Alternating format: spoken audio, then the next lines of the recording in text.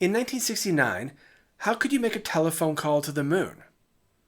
Certainly you can't string a telephone line 238,000 miles. For certain doubters, this was further proof that the moon landing didn't even happen. Yet, President Richard Nixon did make that phone call. I'm Bob Summers, and this is a presidential story.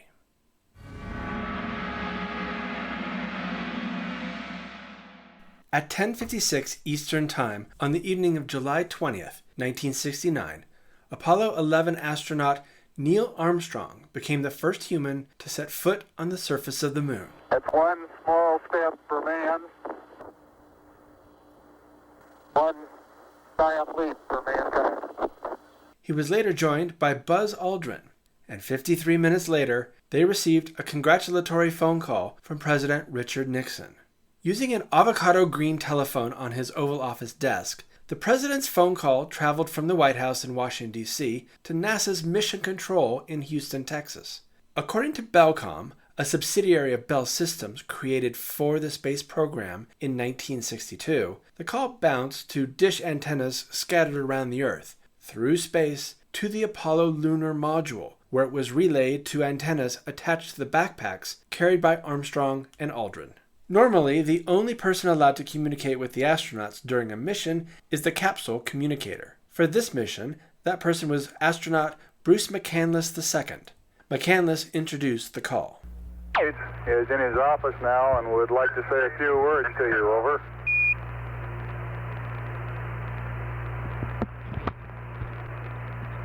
That would be an honor. All right, go ahead, Mr. President. This is Houston out. Hello, Neil and Buzz. I'm talking to you by telephone from the Oval Room at the White House. And this certainly has to be the most historic telephone call ever made from the White House. I just can't tell you how proud we all are of what you have done. The whole process used technology developed by the U.S. Air Force, the U.S. Geological Survey, and several corporate contractors, including Bellcom and General Dynamics.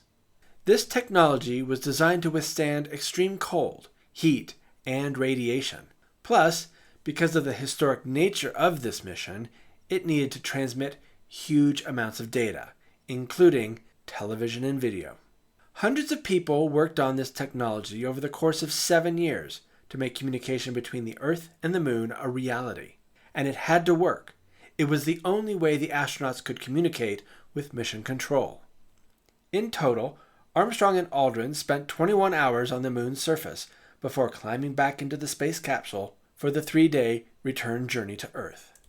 On July 24th, along with astronaut Michael Collins, who had remained in lunar orbit, they splashed down about 920 miles off the coast of Oahu, where they were picked up by the USS Hornet.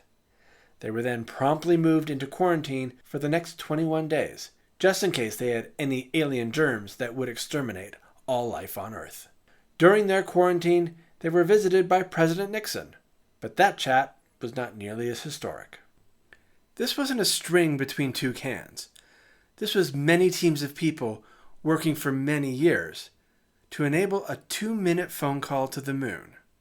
Now those are some long-distance charges. Thanks for watching. If you like this video, please help out the channel, like and subscribe. And please visit POTUS.com to learn more interesting facts about the presidents.